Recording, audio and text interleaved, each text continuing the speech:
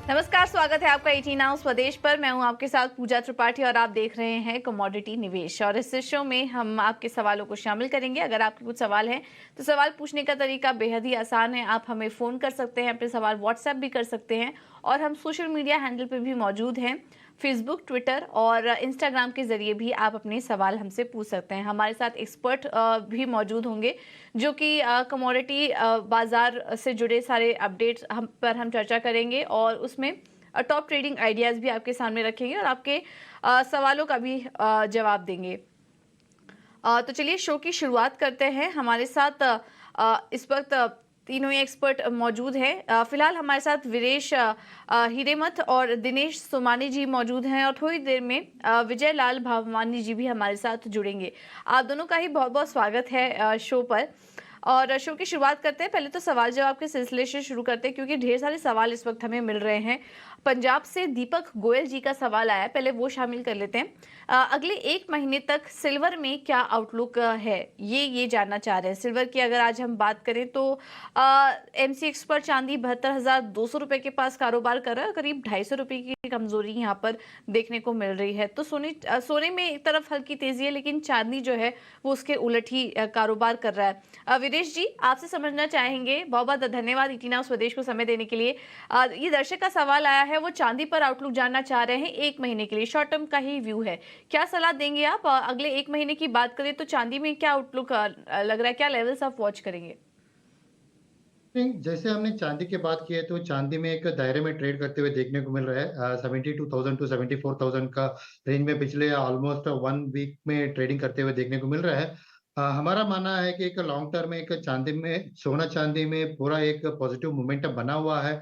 देखा गया तो 72,000 का एक अहम सपोर्ट लेवल है। मार्केट उसके नीचे सस्टेन नहीं कर पा रहा है, वो एक सपोर्ट ले रहा है। हालांकि आज मार्केट थोड़ा सा एक हल्की सा गिरावट देखने को मिला है, क्योंकि गोइंग फॉरवर्ड हमें लगता है चांदी में एक तेजी का आने का संभावना है। हमें लगता है कि इमीडिएट बेसिस में एक 73,000 का एक लेवल है, मार्केट उसके ऊपर सस्टेन कर दिया तो 74,000 टू 74,000 का 74,500 का लेवल आपने हमें देखने को मिलेगा। सो पूरा 1 महीने के बाद किया तो हमें लगता है 73,500 टू 74,000 का लेवल देखने को मिल सकता है। जो भी एक गिरावट मिलेगा वहां पे बाय करके चलना चाहिए। ओके, तो कोई भी गिरावट आए खरीदारी करके चलिए और अगले 1 महीने के लिए टारगेट भी और रणनीति आपको सुझा दी गई है। अगला सवाल ले लेते हैं और ये हमें गोल्ड पर पूछा है जयपुर से ओम प्रकाश जी ने। और इनका सवाल है, क्या MCX पर सोना 60,000 तक जाएगा? अभी मौजूदा भाव देखें तो जैसा कि हम आपको बताए थे कि 59,300 के करीब कारोबार कर रहा है। आज अभी थोड़ी हल्की तेजी है, सुबह तो काफी दायरे में कारोबार कर रहा था, सुस्त कारोबार दिखाई दे रहा था सोने चांदी दोनों में, लेकिन इस वक्त हल्की तेजी यहाँ पर नजर आ रही है। दिनेश जी, आपसे समझना चाहेंगे अब अगला जो इवेंट है वो फेड चेयरमैन के जो बयान आएंगे उस पर नजर रहेगी, उनकी स्पीच होगी और उसमें अभी फिलहाल पॉलिसी में तो कोई उन्होंने फैसला नहीं लिया है, स्टेटस को मेंटेन रखा है, लेकिन आने वाले समय में उनके बयान काफी इंपॉर्टेंट होंगे और जितने भी फेड ऑफिशियल्स हैं उनका यही मानना है कि ब्याज दरों में बढ़त जारी रहेगी। तो ऐसे में इस माहौल को देखते हुए अब सोने में आप कैसी चाल एक्सपेक्ट कर रहे हैं? और इनका जो मानना है कि सोना 60,000 तक जाने का इंतजार कर रहे हैं, ये इन्हें आप क्या सलाह देंगे? मौजूदा लेवल पर एंट्री करने की राय देंगे इन्हें? जैसे कि बिल्कुल आपने अभी जैसे कहा कि फेड के जो स्थान से उनके आगे की जो रेट बढ़ने की जो कोशिश है उस पर बहुत कुछ निर्भर करता है। अभी लास्ट मीटिंग में तो उन्होंने पॉज लिया है, रेट्स बढ़ाई नहीं है, लेकिन शायद आगे बढ़ा सकते हैं, ऐसी संभावनाएं व्यक्त की जा रही है। अगर मैं टेक्निकली स्पीकिंग मैं गोल्ड के बारे में अगर कहूँ तो 58,850 का लेवल बहुत अच्छा है नीचे के स्तर पर, और ऊपर में 59,550 एक बड़ा रेजिस्टेंस मुझे नजर आता है। अगर इंट्राडे आज की बात मैं कहूँ तो 59,250 एक बहुत अच्छा लेवल है, मतलब यहाँ से 50 रुपया अगर घटता है तो इंट्राडे के हिसाब से इसमें बाय किया जा सकता है। 59,550 59,700 इसमें अपसाइड जाने की संभावना लगती है। 60,000 में अभी से नहीं कहूंगा कि इतना ऊपर जा सकता है या नहीं जा सकता है, पर 59,550 59,700 ये स्तर देखने को मिल सकता है। मौजूदा स्तर पर खरीदी की जा सकती है गोल्ड। ओके, ठीक है, तो ये है व्यू सोने पर। अगला सवाल ले लेते हैं, पानीपत से सतवीर जी ने भेजा है और इनका भी सवाल चांदी पर ही है। चांदी पर हमें काफ़ी सारी क्वेरीज मिल रही हैं। विजय जी से हमारा संपर्क जुड़ चुका है। Vijay ji, thank you so much ET now Swadesh को समय देने के लिए। सर, आपसे भी सोने चांदी पर व्यू लेना चाहेंगे और चांदी पे स्पेशली बात कीजिए, क्योंकि जो अगले दर्शक हैं हमारे, वो इंट्राडे के लिहाज से ट्रेड करना चाह रहे हैं। अब तो हम क्लोजिंग की तरफ बढ़ रहे हैं, लेकिन क्या सजेस्ट करेंगे अगर आज नहीं, आज के बजाय कल अगर इनको एंट्री लेनी हो तो क्या सजेशन देंगे? अगर पोजिशनल कॉल भी है आपकी तरफ से तो वो भी शेयर कीजिए। चांदी में क्या लेवल्स वॉच करेंगे? नमस्कार और शुक्रिया मुझे अपने शो में शामिल करने के लिए। जहां तक सोने और चांदी का नजरिया, मेरा जो व्यू है मध्यम से लंबे अवधि के निवेशकों के लिए, वो तेजी का है, लेकिन शॉर्ट टर्म में थोड़ी बहुत वॉलेटिलिटी या उठक पटक हो सकती है। और छोटे अवधि की बात करें तो फिलहाल चांदी जो है सोने से रिलेटिवली, अगर हम दोनों को कंपेयर करें, तो चांदी फिलहाल सोने से कुछ छोटी मात्रा से ज्यादा आउट परफॉर्म कर रही है, यानी ज्यादा मजबूती दिखा रही है। और जब तक चांदी जो है वो 70,000 का स्तर तोड़कर नीचे बंद नहीं होती है, तब तक मुझे लगता है निचले स्तरों पर बाइंग आएगी और थोड़ी बहुत शॉर्ट कवरिंग का कुशन भी मिलेगा। और ये साइडवेज मार्केट है फिलहाल।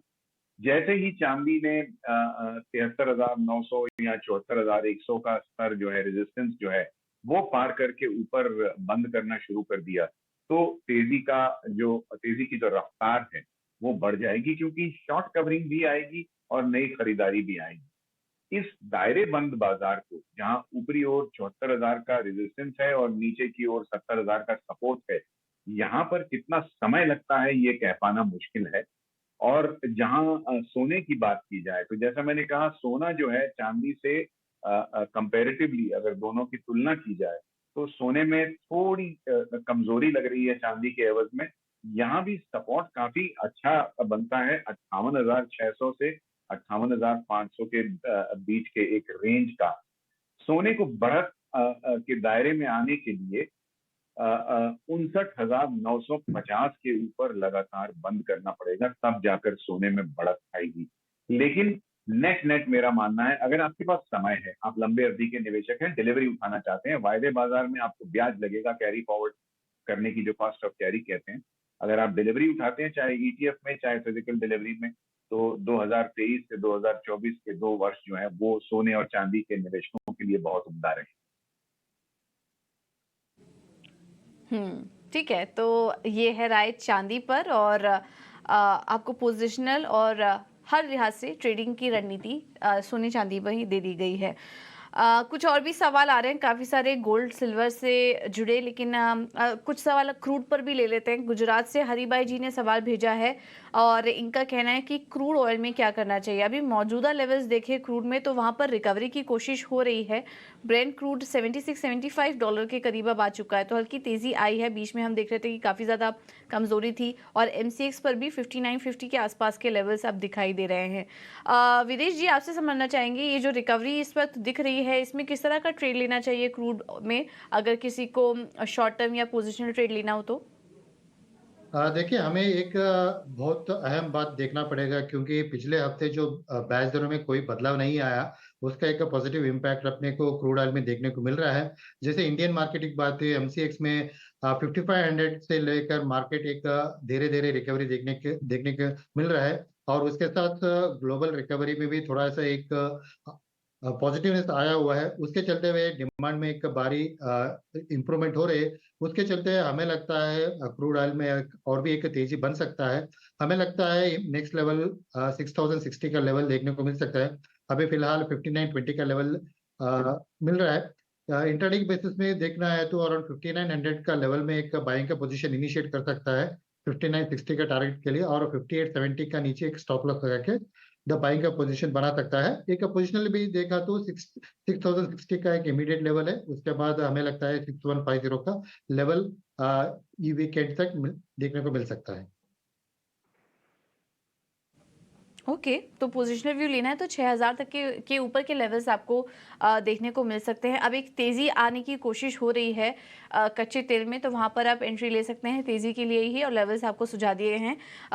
और पोजिशनल ट्रेड किसी को शॉर्ट टर्म के लिए, बेहद ही शॉर्ट टर्म के लिए अगर ट्रेड देखना है तो 5960 के लेवल्स के लिए आप यहाँ पर खरीदारी कर सकते हैं। चलिए अब आगे बढ़ते हैं और कुछ और भी सवाल शामिल करते हैं। इस बीच मध्य प्रदेश से सेखू जी का सवाल आया है और इनका सवाल है नेचुरल गैस पे। 2 लॉट नेचुरल गैस के बेचे हैं जून फ्यूचर्स में 181 रुपए में। ये जानना चाह रहे हैं इस पर अभी क्या करें। दिनेश जी क्या सजेस्ट करेंगे? सवाल आपके लिए दोबारा से रिपीट कर देते हैं। नेचुरल गैस पर इनका सवाल आया है और नेचुरल गैस में हम इस वक्त देख रहे हैं कि हल्की तेजी का रुख वहां पर भी है। करीब ½ % की तेजी इस वक्त देखने को मिल रही है और इन्होंने जो पोजीशन ली है उन्होंने 2 लॉट नेचुरल गैस के बेचे हुए हैं 181 रुपए पर। इनको क्या सलाह देंगे आप? जी मैम, जैसे हमने निरंतर बताया कि नेशनल गैस एक दायरे में रेंज बाउंड ट्रेडिंग हो रही थी, उसमें 175 178 डाउन साइड था और 201 202 की अपसाइड की रेंज में काफी समय तक एक रेंज बाउंड ट्रेडिंग हुई। लेकिन जैसे 201 का सर इसने पार किया, ऊपर में 222 223 का इसने टारगेट देखा है।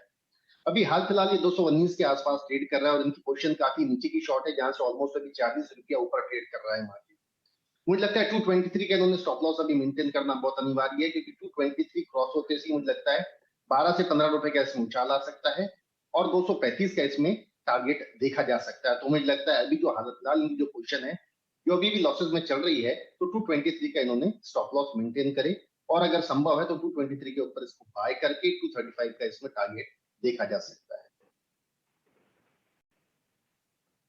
बिल्कुल, तो ये राय है नेचुरल गैस में। थोड़ा आपको नुकसान हो रहा होगा, लेकिन ये स्ट्रैटेजी सुझा दी है। स्टॉप लॉस लगाइए इसमें और यहाँ पर बाइंग की अगर रणनीति आप बना दे तो फिर आपको यहाँ पर फायदा होता हुआ दिखाई देगा। विजय जी आपसे भी समझना चाहेंगे नेचुरल गैस पर आपका क्या व्यू बन रहा है? अभी इस वक्त हम तेजी देख रहे हैं, सुबह तो हल्की वीकनेस थी, लेकिन अब नेचुरल गैस क्रूड दोनों ही रिकवरी करने की कोशिश कर रहे हैं। ऐसे में आप क्या ट्रेड सुझाएंगे नेचुरल गैस में और क्रूड में, दोनों में ही अपनी राय दीजिए। देखिए, लंबी अवधि के जो निवेशक हैं या कारोबारी हैं रादर, उनके लिए तो कमोडिटी बाजार में कोई सुपर साइकिल की संभावना कम से कम एनर्जी काउंटर्स में नहीं है। लेकिन इस बाजार में सिक्लिकलिटी आती है, यानी अगर आप कैलेंडर वर्ष देखें तो उसमें एक समय आता है जब हम तेजी की उम्मीद करते हैं और मेजॉरिटी जो हम 10 वर्ष के एवरेज देखते हैं तेजी बनती है। अब जो है जून एंड से लेकर अक्टूबर एंड तक हरिकेन सीजन आता है अमेरिकी तट पर, जब नेचुरल गैस और क्रूड ऑयल के दामों में इजाफा होता है, बढ़त होती है। और इस कैलेंडर के इस पीरियड में अगर आप तेजी करके चलें तो बेहतर होगा। अगर आज के लिए हम बात करें इंट्राडे ट्रेडर के लिए, अगर गिरावट के दौर में अगर 216 के आसपास आपको अगर जून फ्यूचर मिलता है तो आप खरीदारी कर सकते हैं छोटी मात्रा में। एक बहुत ही छोटा सा स्टॉप लॉस आप रखें 214 के आसपास का, और जहां मुनाफा वसूली करने का स्तर है वो आपका 221 से 222 के बीच में होगा। जैसा मैंने कहा, आपको खरीदना 216 पे है, जबकि अब 220 के करीब नेचुरल गैस का दाम चल रहा है। हो सकता है अमेरिकी बाजार के खुलते लगभग 7 बजे शाम को इस काउंटर में थोड़ी बहुत वॉलेटिलिटी या उतार चढ़ाव आए, तब आपको शायद ये आपका ऑर्डर एग्जीक्यूट हो सकता है। बिल्कुल ठीक है। तो ये है राय नेचुरल गैस पर। अब अगले सवाल ले लेते हैं और ये मेटल से भी जुड़े कुछ सवाल आए हैं। राजस्थान से मयंक सिंह जी ने भेजा है हमें और एल्युमिनियम में लॉन्ग पोजीशन ये लेना चाह रहे हैं। तो ये समझना चाहते हैं कि अभी इस वक्त क्या करें। और मेटल्स में तो आज हम देख रहे हैं कि कमज़ोरी है। जिंक 218 रुपये के पास कारोबार कर रहा है। एल्युमिनियम भी करीब ½ % की कमज़ोरी दिखा रहा है। कॉपर को छोड़ दें तो बाकी सभी मेटल्स में हम दबाव ही देख रहे हैं। विदेश जी मेटल्स पर राय दीजिए, खास करके एल्युमिनियम पर, क्योंकि एल्युमिनियम पर सवाल आया है मयंक सिंह जी का। ये लॉन्ग पोजीशन लेना चाह रहे हैं, लेकिन इस वक्त मेटल्स में जो दबाव का माहौल है, क्या एंट्री करने की सलाह देंगे एल्युमिनियम ने या फिर कोई और मेटल आपको अच्छा लग रहा है? देखिए, जैसे मेटल की बात की है तो पूरा मेटल पैक डाउनवर्ड ट्रेंड में देखने को मिल रहा है। इसका कारण ये है कि जो एक्सपेक्टेड डिमांड चीन से आना था वो अभी भी नहीं आ रहा है। उसके वजह से पूरा मेटल कॉम्प्लेक्स डाउन है। पूरा देखो तो एक लॉन्ग टर्म बेरिश ट्रेंड में है विथ इंटरमिटेंट गेन के साथ। यही समय अच्छा नहीं है कि बाइंग पोजीशन इनिशिएट करने के लिए। बाइंग पोजीशन में बिल्कुल अभी रिकमेंड नहीं करूंगा। जैसे एल्यूमिनियम की बात की है तो एल्यूमिनियम का लॉन्ग टर्म का सपोर्ट है 201 लेवल पे। मार्केट उसके सस्टेन किया तो मार्केट वहां से एक बाउंस करता है तो वहां पे बाइंग पोजीशन इनिशिएट कर सकता है। अगर मार्केट तो 201 का नीचे आ गया तो देन हमें लगता है अराउंड 197 टू 195 का लेवल देखने को मिल सकता है। फिलहाल बेस मेटल कॉम्प्लेक्स में अभी एक लॉन्ग टर्म के लिए कोई बाइंग का सलाह नहीं रहेगी हमारी तरफ से। ठीक है। तो एल्युमिनियम में फिलहाल कोई सलाह नहीं है खरीदारी करने की तरफ से, और बेस मेटल्स में भी अभी फिलहाल अवॉइड करने की सलाह दी जा रही है। मेटल पर हम आगे चर्चा और करेंगे, लेकिन एक और एक अपडेट आपको देते हैं। मॉनसून को लेकर काफ़ी सारे अपडेट इस बीच आ रहे हैं। कुछ कुछ राज्यों में पहुंच चुका है और कुछ कुछ राज्यों में अभी धीमी गति से मॉनसून प्रोग्रेस कर रहा है, जिसका कि असर हम शेयर मार्केट में भी देखते हैं, कमोडिटी मार्केट में भी इसका इम्पैक्ट देखने को मिलता है। तो पहले तो मॉनसून की प्रोग्रेस समझ लेते हैं कि वो अब तक कैसी रही है, और ये बताने के लिए अभिषेक हमारे साथ जुड़ चुके हैं। अभिषेक, बताइए। देखिए, मानसून का सभी को इंतजार है और बारिश नहीं हो रही है, थोड़ी सी दिक्कत हो रही है, लेकिन जो कमेंट्स आ रहे हैं मौसम विभाग की तरफ से, इसके अलावा स्काईमेट जो कि निजी मौसम एजेंसी है, वो थोड़े से उत्साहजनक जरूर हैं। हालांकि अभी तक की जो स्थिति है वो निश्चित तौर पर थोड़ी सी चिंताजनक है, क्योंकि पश्चिम तटीय क्षेत्र, दक्षिण प्रायद्वीप, पूर्वी भारत, मध्य भारत, यहाँ पर मानसून का भी इंतजार किया जा रहा है। कई जगहों पर आपको थोड़ी बूंदाबांदी हो रही है, कहीं कहीं बारिश भी हो रही है, लेकिन मानसून का इंतजार है। मानसून में देरी क्यों है? तो बिपरजॉय जो तूफान था उसके असर के चलते थोड़ी सी बाधा आ रही है मानसून की चाल में, और इसके अलावा अल नीनो जिसकी आशंका पहले ही जाहिर की गई थी, उसके चलते भी मानसून में हम देरी देख रहे हैं। लेकिन बारिश में जो कमी है या फिर कितनी ज़्यादा कहीं कहीं जो सरप्लस है वो कहाँ पर ज़्यादा हो रही है आपको बता देते हैं। तो पूर्वी और उत्तर पूर्वी भारत में 21% कम बारिश हुई है अभी तक सामान्य से। उत्तर पश्चिम भारत में 37% ज़्यादा हुई है, थोड़ा सा वहाँ पर हमें बारिश ज़्यादा देखने को मिली है। और अगर हम मध्य भारत की बात करें तो 56% और दक्षिण प्रायद्वीप में 61% कम बारिश हुई है। अगर हम इसका सभी का औसत निकालें तो तकरीबन 33% कम बारिश देखने को मिली है। लेकिन मानसून को लेकर जो IMD यानी कि मौसम विभाग का जो अनुमान है वो बहुत ही ठीक ठाक लग रहा है, क्योंकि दक्षिण भारत में मानसून के आगे बढ़ने के लिए स्थितियां अनुकूल लग रही है मौसम विभाग को। इसके अलावा अगले 2 से 3 दिन में ओडिशा में कुछ हिस्सों में मानसून पहुंच सकता है। पश्चिम बंगाल, झारखंड, बिहार यानी कि जो देश के जो पूर्वी इलाके हैं, जो बंगाल की खाड़ी से जो प्रभावित होते हैं, वहां पर मानसून की दस्तक आपको कुछ दिनों में देखने को मिल जाएगी। इसके अलावा पूर्वी उत्तर प्रदेश के हिस्सों में 2 से 3 दिनों में मानसून पहुंच सकता है। तो प्रोग्रेस थोड़ी सी धीमी जरूर है, लेकिन जो बयान आ रहे हैं वो थोड़े से ठीक है, क्योंकि 2 से 3 दिन में आपके पूर्वी हिस्से में मानसून की दस्तक देखने को मिलेगी। बिल्कुल, बहुत बहुत शुक्रिया अभिषेक आपका ये सारी जानकारी देने के लिए। और जुलाई के पहले हफ्ते में हम देखेंगे कि खरीफ फसल की बुआई भी शुरू हो जाती है, तो उसके लिए भी मॉनसून का प्रोग्रेस होना काफ़ी ज़रूरी है, काफ़ी क्रिटिकल हो जाता है। विदेश जी, आपका क्या कहना है? अभी तक के जो अपडेट आ रहे हैं, आपने कैसे एनालिसिस किया? क्या प्रोग्रेस ठीक ठाक ही लग रही है आपको? देखिए, पहले मानसून का जो एंट्री है ऑलमोस्ट 10 दिन का देरी में हुआ है। फिलहाल ये इनिशियल डेज है। अपने को देखना है जुलाई और अगस्त महीने में बारिश का जो डिस्ट्रीब्यूशन है वो कैसे होता है। उसके चलते हुए जो सोइंग का इम्पैक्ट अपने को देखना पड़ेगा। हमें लगता है थोड़ा सा एक इम्पैक्ट तो रहेगा पूरा ओवरऑल एग्रीकल्चर प्रोडक्शन में इस साल के लिए, बट बहुत इंपॉर्टेंट है जुलाई महीने का जो मानसून का रेनफॉल पूरा देश भर होना है, उसके ऊपर पूरा प्रोडक्शन का निर्भर रहेगा।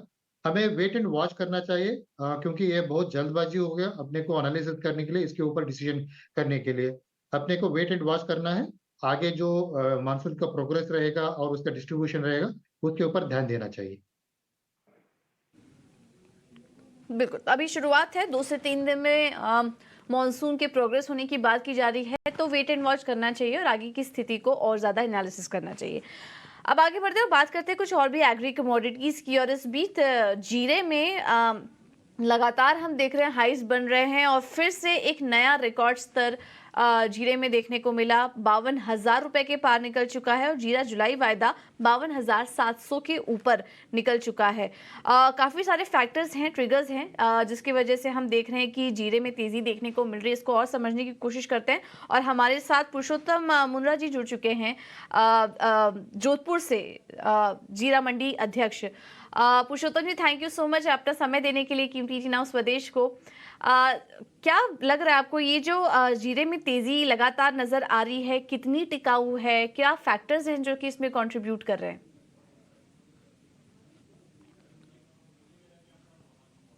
मैडम, ये तेजी जो आ रही है फंडामेंटली डिमांड एंड सप्लाई में बहुत बड़ा गैप है और वो गैप अभी तक पूर्ति नहीं हो पाएगा जब तक बाजार तेज ही रहेगा। डिमांड और सप्लाई में लगभग 25 लाख बोरी का गैप है, तो अभी तक इसमें लंबे समय तक इसमें मंदी का ध्यान नहीं है। और जो आप बता रहे हैं कि अभी हाई टच कर गया और इससे भी बड़ा हाई टच करेगा ये। ओके, तो अगर मौजूदा लेवल पर भी अगर किसी को ट्रेड लेना हो, एंट्री लेना हो, तो क्या लेनी चाहिए और क्या लेवल्स आप वॉच करेंगे? क्योंकि हम देख रहे हैं कि ऑलरेडी 52,000 के पार तो निकल ही चुका है और तेजी के लिए अगर देखें तो क्या लेवल्स आप देख रहे हैं?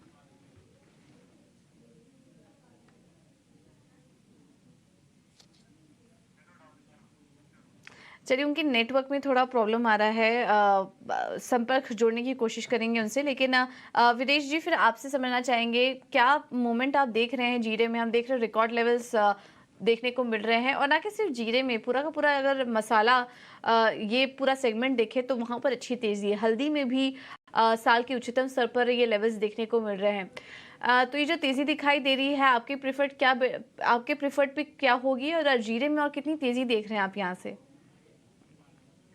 जीरे की बात की है तो जीरे में एक लगातार तेजी बनते हुए देखने को मिल रहा है। नया हाई बन चुका है, 52,000 के ऊपर ट्रेड करते हुए देखने को मिल रहा है। हमें लगता है कहीं ना कहीं एक सप्लाई डिमांड में एक बहुत बड़ी गैप है, जैसे जो मार्केट एक्सपर्ट ने बता रहा था, वो भी अपने को देखने पड़ेगा। और दूसरा, जैसे हमने हल्दी की बात की है तो जो मानसून डिले हुआ है उसका भी असर हल्दी में देखने को मिल रहा है, क्योंकि उसका बुआई शुरू हुआ है। जैसे मानसून डिले हुआ, उसका इम्पैक्ट बुआई में उतना नहीं देखने को मिल रहा है। जो एक्सपेक्टेड बुआई होना था वो हुआ नहीं है। सो इसके चलते हुए हल्दी में भी थोड़ा सा एक तेजी का देखने को मिल सकता है। बट ओवरऑल मसालों के मार्केट देखे तो मेरे को लगता है एक बहुत बड़ा वॉलेटिलिटी रहेगा, जो मार्केट मॉनसून के ऊपर चलते हुए देखने को मिल सकता है। हमें लगता है मसालों में एक बहुत कॉशियस ट्रेड करना चाहिए, बहुत अग्रेसिवली बाय या सेल नहीं करना चाहिए, बहुत cautiously with stop loss trade करना चाहिए। ओके, तो बहुत कॉशियस होकर ट्रेड करिए अगर आपको ट्रेडिंग करनी है तो, और कुछ क्योंकि आने वाले समय में कुछ वॉलेटिलिटी देखने को मिल सकती है। दिनेश जी से भी हमारा संपर्क वापस से जुड़ चुका है। दिनेश जी, आपसे भी समझना चाहेंगे ये जो मसाले में तेज़ी दिखाई दे रही है, स्पेशली जीरे में, अगर किसी को लॉन्ग टर्म के लिए कहीं एंट्री लेनी हो तो क्या ये लेवल सही लग रहे हैं आपको एंट्री लेने के लिहाज से, या फिर अभी थोड़ा नीचे आने दें? जी मैम, हमने देखा कि सीजन शुरू हुआ था ऑलमोस्ट 30,000 के आसपास के लेवल पे शुरू होकर अभी 52,700 ऑलमोस्ट टच कर चुका है। मतलब करीब करीब मुझे लगता है 23,000 24,000 रुपए की तेजी ऑलरेडी इसमें आ चुकी है। और इसके फंडामेंटल इतने स्ट्रॉन्ग हैं कि निरंतर चाइना से एक्सपोर्ट हुआ था बीच में, डोमेस्टिक डिमांड भी बहुत स्ट्रॉन्ग है, carry forward stock almost negligible है, फसल भी कमजोर थी। तो सारे फंडामेंटल फैक्टर्स जो है इसको तेजी दर्शाते हैं। लेकिन ये सारे फैक्टर्स ऑलरेडी फैक्टर्ड इन हो चुके हैं। प्राइसेस बहुत ज्यादा ऊंचे स्तर पर चल रही है। मुझे लगता है करंट लेवल से अभी करीब करीब 50,250 के आसपास अगर कहीं आता है तो वहां पर एक दोबारा बाइंग स्ट्रेटजी अप्लाई की जा सकती है। करेक्टिव मार्केट ये बुलिशनेस का साइन होता है हेल्दी मार्केट के हिसाब से। अगर मार्केट में करेक्शन आता है तो निश्चित तौर से उसमें बाइंग बनती है। मेरी समझ से मेरी टेक्निकल लेवल 50,250 के आसपास अगर जुलाई वायदा आता है जीरा का, तो वहां पर दोबारा खरीदारी की जा सकती है। 53,180 अपसाइड इसमें हमें देखने मिल सकता है। 49,200 का इसमें स्टॉप लॉस मेंटेन करना है। और अगर मैं हल्दी की बात कहूं तो हल्दी में जो अभी तेजी का रुख जो बना है ये मौसम को मद्देनजर रखते हुए बना है। मार्केट एक्सपेक्टेशन ये है कि 25 से 30% इसकी स्विंग कम हो सकती है। लास्ट टाइम लोगों को प्राइसेस कम मिली थी, इसीलिए स्विंग कम हो सकती है, अपेक्षा है। लेकिन एज ऑफ नाउ दोबारा प्राइसेस 9,000 से ऊपर चल रही है। और जैसे कि सहयोगी मेरे मित्र ने कहा है कि इसमें वोलेटिलिटी बहुत देखने मिल सकती है, तो हमने आज ही देखा कि 51,500 से 52,700 जीरा गया और 52,700 से दोबारा 51,500 आ चुका है। जल्दी अगर हम देखें तो 9,250 से 9,000 पास हो गई है और 9,500 से दोबारा ये 8980 के आसपास अभी ट्रेड कर रही है। वोलेटिलिटी बहुत ज्यादा है, कॉशियस मोड अप्लाई करना चाहिए, स्टॉप लॉस से ही ट्रेड करना चाहिए। 8740 8750 अगर आती है तो दोबारा हल्दी टेक्निकली स्ट्रॉन्ग सपोर्ट जोन है, वहां से दोबारा बाइंग बनती है और दोबारा न्यू हाई बनने के चांसेस है। जी ठीक है, तो नए हाईज बन सकते हैं, आप अभी भी तेजी करके चल सकते हैं, लेकिन रणनीति किस तरीके से एंट्री लें, क्या रणनीति अपनाएं, ये स्ट्रैटेजी वाइज आपको सभी सेगमेंट में बता दिया गया है। क्विकली एक आखिरी सवाल ले लेते हैं कॉटन पर आज, क्योंकि दायरे में कारोबार कर रहा है, उस पर भी हमें दो से काफ़ी सारे सवाल आ रहे हैं। दिनेश जी आप ही सजेस्ट करिए, NCDX पर कॉटन की इस पर 2600 रुपये के ऊपर कारोबार कर रहा है, करीब 100% की तेजी है, किसी को ट्रेड लेना हो तो क्या सलाह देंगे इसमें? जी बिल्कुल, 2580 का बहुत बढ़िया बेस है इसमें जुलाई कॉन्ट्रैक्ट में, और मौसम को मद्देनजर रखते हुए अगर बारिश नहीं हो रही है तो ये एक काउंटर होता है जो सबसे स्ट्रॉन्ग और फास्ट मूव लेता है। 2580 जुलाई कॉन्ट्रैक्ट कहीं पर भी आप खरीदारी कर सकते हो। 2540 नीचे जाने का इसमें कोई अवसर समझ नहीं आता है, और दोबारा 2660 का लेवल इसमें देखा जा सकता है, तो 2580 के आसपास इसमें खरीदारी की जा सकती है। बिल्कुल, तो 2500 के आसपास आए तो फिर से इसमें खरीदारी करने का ट्रेड लीजिए। चलिए फिलहाल इतने ही कमोडिटीज़ पर हम चर्चा कर पाएंगे। तीनों ही एक्सपर्ट का आपका बहुत बहुत धन्यवाद। विजय जी, विदेश जी, दिनेश जी, आप तीनों का ही बहुत बहुत धन्यवाद समय देने के लिए अपना कीमती, और तमाम कमोडिटीज़ पर अपनी रणनीति भी सुझाने के लिए। फिलहाल इस शो में इतना ही, लेकिन आप बने रहिए हमारे साथ। ET Now स्वदेश पर खबरों का सिलसिला आगे भी जारी रहेगा। नमस्कार।